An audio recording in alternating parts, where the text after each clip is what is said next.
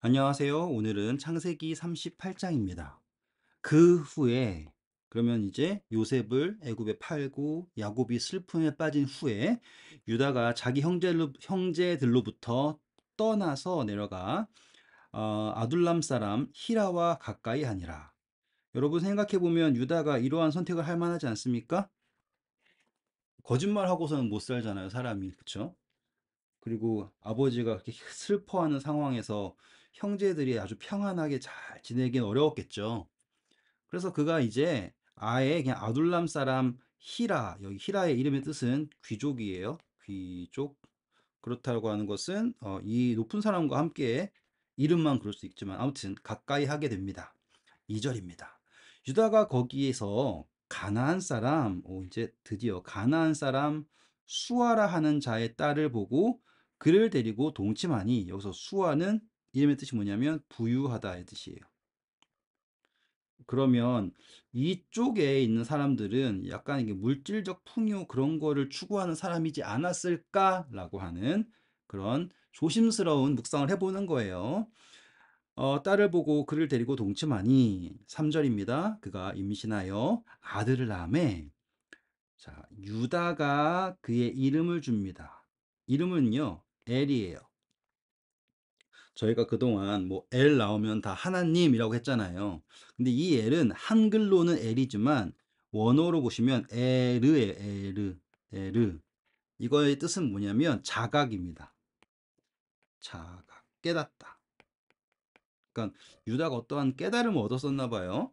4절입니다. 그가 다시 임신하여 아들을 낳고 그의 이름을 이제 다시 이름은 뭐라고 나왔냐면 오난이라고 합니다. 오난의 이름의 뜻은요. 강함이에요. 이때 뭔가 자기가 그러한 느낌이 있었나 보죠. 강해져야 된다라고 하는. 네, 이렇게 한 번쯤 이름을 가지고 묵상을 해보는 거예요. 정확하게 어떠한 의미다라는 것을 탁 집을 수는 없지만 우리가 할 수 있는 최선을 해봐야 되지 않겠습니까? 그렇죠? 왜냐하면 이름을 준다라는 거는 이 이스라엘 백성들에게는 매우 중요한 것이었잖아요. 그렇죠? 5절 그가 또 다시 아들을 낳고 그의 이름을 셀라라고 합니다. 셀라. 이 셀라의 이름의 뜻은 뭐냐면 탄원한다, 간청한다예요. 간청. 그러면은 이때 그가 누군가에게 간청하고 싶었구나라고 한 번쯤 생각해 보시면 될 거예요. 너무 막 제가 억지를 부린다 생각하지 마세요. 저는 여러분들과 함께 어떻게 성경을 읽어야 될지, 그리고 묵상을 확장하기 위해서 어떻게 하면 좋은지에 대하여서 보여드리는 것 뿐이에요. 그가 셀라를 낳을 때에 유다는 거십에 있더라. 자, 이제 지역을 나가고 있어요. 점점 멀어지고 있다 정도 이해하시면 됩니다. 유다가 장자 엘을 위하여 아내를 데리고 오니, 그러면 이제 여기서 볼 수 있는 게 엘이 결혼을 할 나이가 되었다라는 거예요. 그러면 유다가 야곱과 그 형제들을 떠나서 장자가 결혼할 나이 정도, 그러면은 최소 12년은 있었다라는 거를 알 수 있습니다. 이해하셨어요? 왜냐면은 그때는 성인이 되는 게 12살이잖아요. 그러면 나중에 한번 잘 생각해 보시면 아주 재미있는 결과가 나옵니다. 꼭 기억해 주세요. 아내를 데려오니 그의 이름은 다말이라. 다말이라 이름 뜻은 종려나무래요. 저거는 보죠. 적어 드릴게요. 종려나무. 네. 어떻게 묵상해야 될지는 아직도 저도 잘 모르겠습니다. 아무튼 7절 유다의 장자 엘이, 여기서 보시면 여호와가 보시기에 악함으로 여호와께서 그를 죽이신지라. 대체 어떻게 악했는지는 몰라요. 그거는 질문이에요. 그런데 중요한 것은 뭐냐면 유다는 믿음의 후손이죠. 그런데 아마도 이 엘이라고 하는 장자가 여호와 보시기에 악할 수밖에 없는 거죠. 왜냐하면 가나안 사람과 그 어떠한 그 하나님의 씨가 보존되지 않는 그러한 상황이 된 거예요. 그래서 여호와께서 그를 죽이십니다. 8절 유다가 오난에게 이르되 내 형수에게로 들어가서 남편의 아우된 본분을 행하여 내 형을 위하여 씨가 있게 하라 라고 얘기를 합니다. 그래서 이제 형수에게 들어간다라고 하는 거는 형사 취수 해가지고요. 형이 사 죽으면 취한다, 동생이 취한다 이렇게 해가지고 하거든요. 성경절은 신명기 25장 5절에서 6절 보시면 돼요. 그래서 이제 이 오난에게 형수에게 들어가서 이제 형에게 씨가 있게 해라라고 했는데 이 오난은 그게 싫은 거예요. 오난이 그 씨가 자기 것이 되지 않을 줄 알므로 형수에게 들어갔을 때 그 형에게 씨를 주지 아니하려고 땅에 설정함에 왜 그랬을까요? 형에게 씨를 주지 아니하려고. 왜냐하면 성경절 하나 적어 드릴게요. 신명기 21장 15절에서 17절 보면 장자권에 대한 건 장자권에 대해서 나와요. 장자는 두목을 받아요. 그러면 이 오난 입장에서는 이 형의 이제 형수에게 들어가서 형에게 씨를 주게 되면 자기가 받을 수 있는 게 확실히 줄어들죠. 그러니 이 오난은 자기의 형의 뭐라고 할까요? 그러니까 유산에 욕심이 있는 거예요. 유산에 욕심이 나서 형에게 씨를 주는 것을 좋아하지 않고 땅에다가 이제 설정을 합니다. 이게 그래서 이제 영어에서는 오나니즘 해가지고 자유행위가 이것 때문에 등장한 거예요. 오나니즘이라는 게 신기하죠, 그렇죠? 성경에서 유래한 단어예요. 그러니 하나님이 보시기에 이게 좋을까요, 안 좋을까요? 당연히 악하죠. 왜 악한지 아시겠죠, 이제? 하나님의 언약의 백성인 유다의 그 씨가 소홀히 여겨지는 거예요. 왜요? 재물 때문에 욕심이 나서. 그러면 지금 엘이 왜 여호와 보시기에 악하였는가? 아까 이름도 막 부유고 귀족이고 막 이런 식으로 생각했을 때 유다의 자손들이 세상의 어떠함으로 물들어 갔다라는 것을 여기에서 우리가 어, 조심스럽게 묵상할 수 있는 거예요. 왜냐하면 오난이 유산 때문에 형에게 씨를 주는 것을 거절했기 때문에요. 그래서 그 일이 여호와 보시기에 악함으로 여호와께서 그도 죽이시니 11절입니다. 유다가 그의 며느리 다말에게 이르되 수절하고 내 아버지 집에 있어 내 아들 셀라가 장성하기를 기다리라. 이렇다라는 것은 아직 이제 요 셀라는 아직 장가갈 나이가 되지 않았다라는 거예요. 하니 셀라도 그 형들 같이 죽을까 염려함이라. 다말이 가서 그의 아버지 집에 있느니라. 12절 얼마 후에 유다의 아내 수아의 딸이 죽은지라. 이제 유다의 아내가 죽었다. 유다가 위로를 받은 후에, 그러니까는 나이가 많아서 죽은 게 아니에요. 지금 유다는 계속 어떠한 경험을 하는 거예요. 첫째 아들이 죽고, 둘째 아들이 죽고, 지금 그의 삶이 약속의 땅을 떠나진 않았지만, 약속의 집을 떠나 있을 때 계속된 슬픔이 찾아오고 있어요. 그러면 유다는 다시 아버지의 집으로 돌아가야 되잖아요. 그렇죠? 근데 그러지 않고 얼마 후 유다의 아내 수아의 딸이 죽은지라 유다가 위로를 받은 후에 그의 친구 아둘람 사람 히라와 함께 딥나로 올라가서 자기의 양털 깎는 자에게 이르렀더니 그러니까 계속 지금 친구랑 놀아요. 어떤 사람이 다말에게 말하되 내 시아버지가 자기의 양털을 깎으려고 딥나에 올라왔다 한지라 그가 그 과부의 의복을 벗고 너울로 얼굴을 가리고 너울로 얼굴을 가리는 거는 이제 창녀들이 하는 건데요. 창녀도 하고요. 또 신부도 하는 거예요. 이렇게 얼굴을 가린다라고 하는 게 몸을 휩싸고 딥나길 곁 에나임 문에 앉으니 이는 셀라가 장성함을 보았어도 자기를 그의 아내로 주지 않음으로 말미암음이라. 그가 얼굴을 가리었으므로 유다가 그를 보고 창녀로 여겨 길 곁으로 그에게 나아가 이르되 청하건대 나로 내게 들어가게 하라 하니 그의 며느리인 줄 알지 못하였음이라. 그가 이르되 당신이 무엇을 주고 내게 들어오려느냐 라고 묻습니다.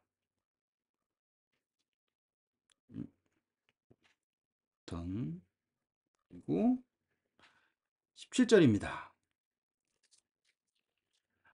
17절 유다가 이르되 내가 내 떼에서 염소 새끼를 주리라.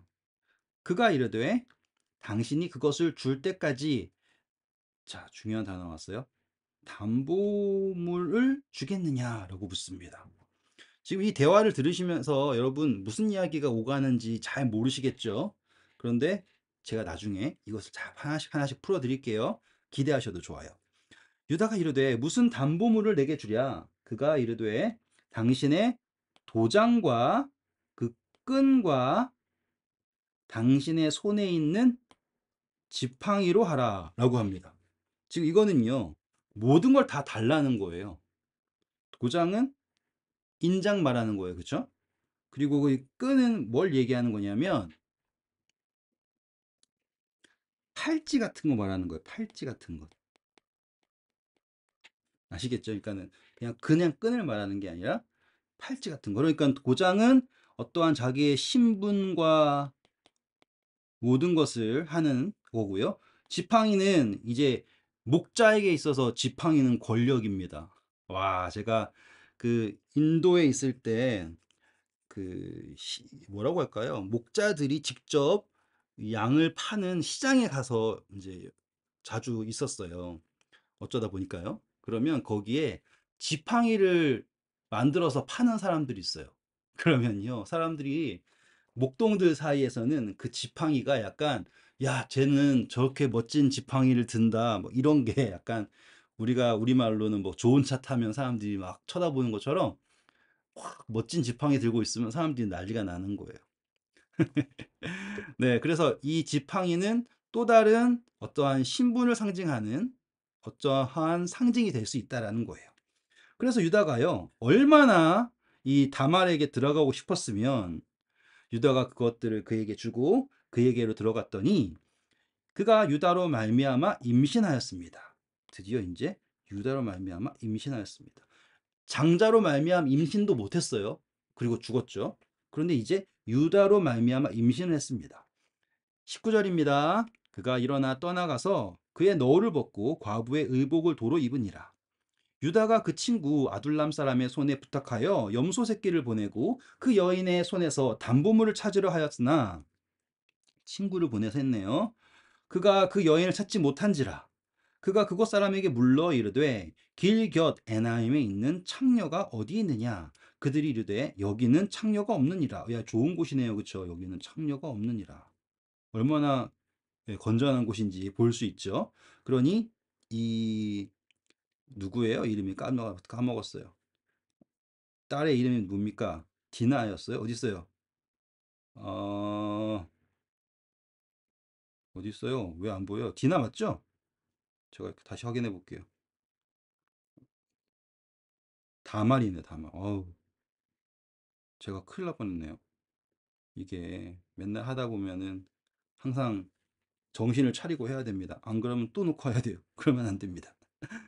네, 그러니까 지금 다말이 살고 있던 동네가 여기에는 창녀가 없는 동네였구나라는 것을 알 수 있다는 것은 우리에게 아주 큰, 네, 묵상의 뭐라고 할까요? 징검다리를 만들어 주는 거예요. 그가 유다에게로 돌아와 이르되 내가 그를 찾지 못하였고 그것 사람도 이르기를 거기에는 창녀가 없다 하더이다 하더라. 23절. 유다가 이르되 그로 그것을 가지게 두라.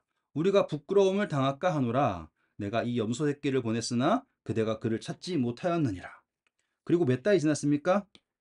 석 달쯤 후에 이제 배가 불러올 때죠. 그리고 성경에서 3이라는 수는 아주 중요한 상징입니다. 어떤 사람이 유다에게 일러 말하되 내 며느리 다말이 행음하였고 그 행음함으로, 그러니까 이 행음이라는 것 자체가 그쪽 사람들에게는 매우 매우 수치스러운 일이었던 거예요. 행음함으로 말미암아 임신하였느니라. 유다가 이르되 그를 끌어내어 불사르라. 자, 도덕적으로 얼마나 높았는지 볼 수 있죠.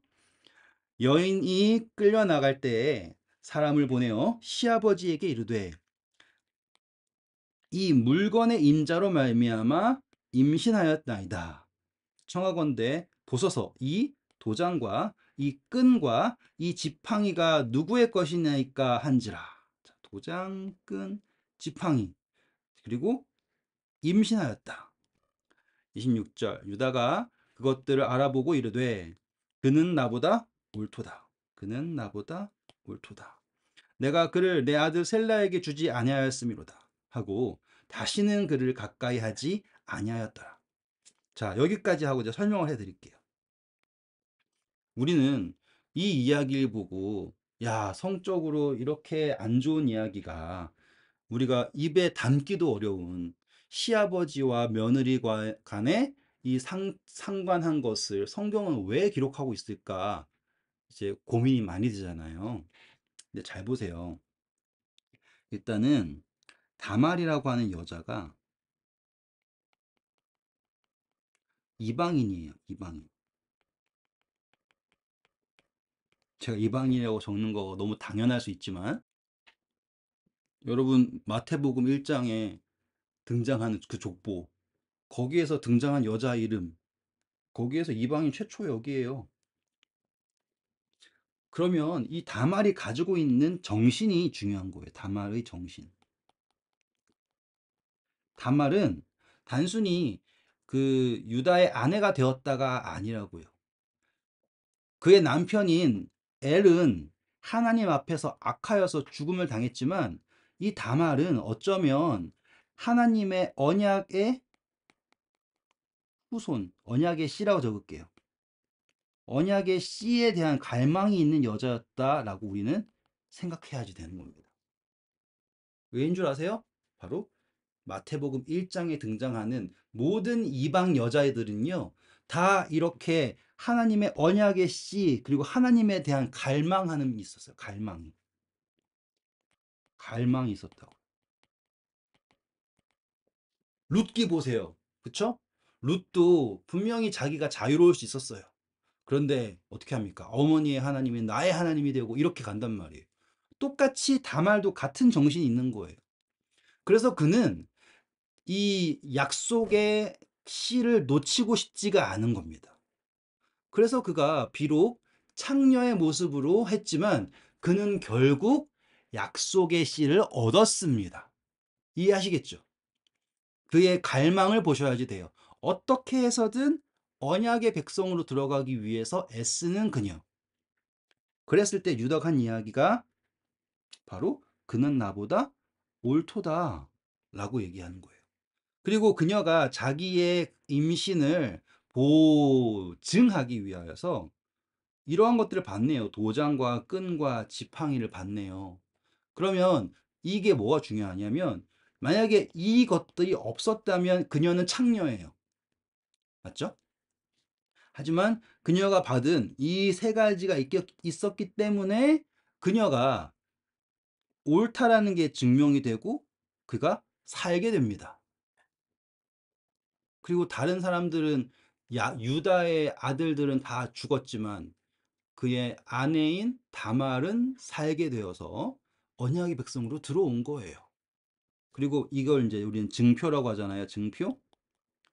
어쩌면 여러분 이제 묵상의 결론이에요. 우리가 다말과 같은 이방인이 아닐까요?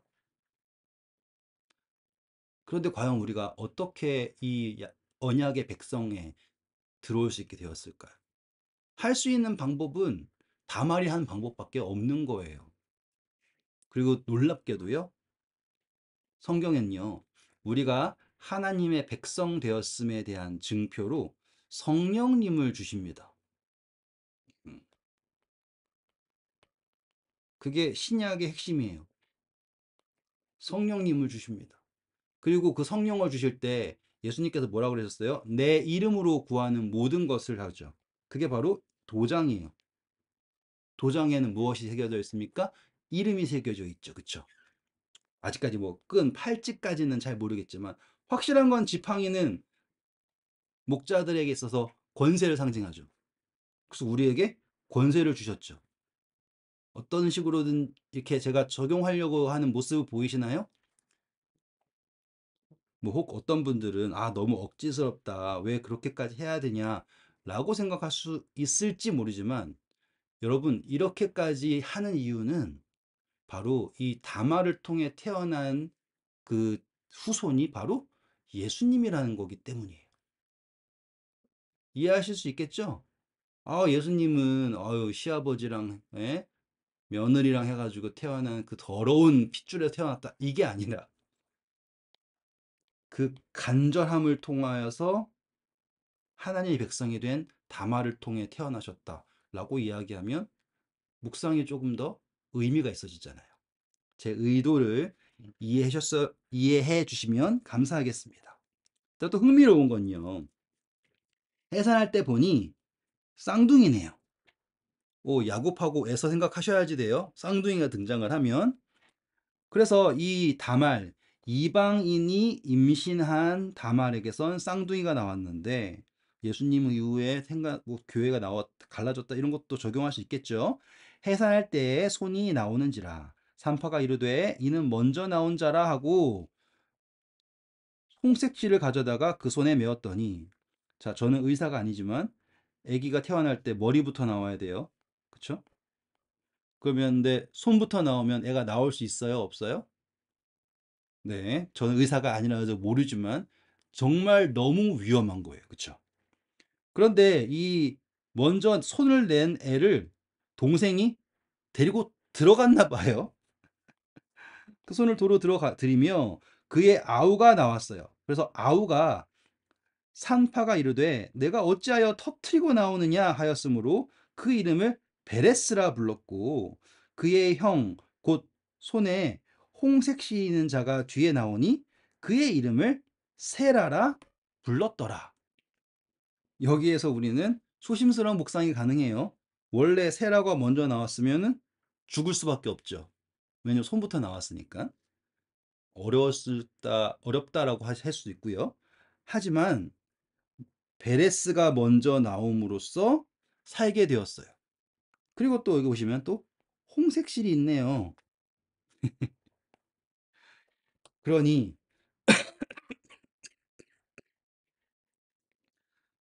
요 이야기들을 성경 나중에 후에 여러 여러 이야기들이 있어요. 그 예를 들어서 여리고성이 무너질 때에 창가에다가 뭘 매달아 놓으라 그랬어요. 뭐 이런 것들 매달아 놓으라 그랬고 뭐 이런 표현들 있지 않습니까? 그런 것들이 이제 요 이야기 속에서 하나씩 하나씩 보이면서 어쩌면 이 이야기가 그 이야기랑 적용이 될 수 있지도 않을까라고 하는 예, 묵상이 가능해질 수도 있겠네요. 네. 너무 멀리 가지는 않겠습니다. 대신 중요한 것은 이 손이 먼저 나왔을 때 들어가지 않았으면 죽었겠네요. 대신 이 베레스가 길을 열었고 그래서 세라가 생명을 얻었습니다. 이 정도로 한번 묵상해 보시면 이 두 존재가 어떻게 표상이 될 수 있는가라는 것을 살펴볼 수 있겠지요. 네, 오늘도 수고 많으셨고요. 조금 어려웠다라고 싶지만 여러분, 이 다말의 이야기는 성경에서 제일 어려운 거예요.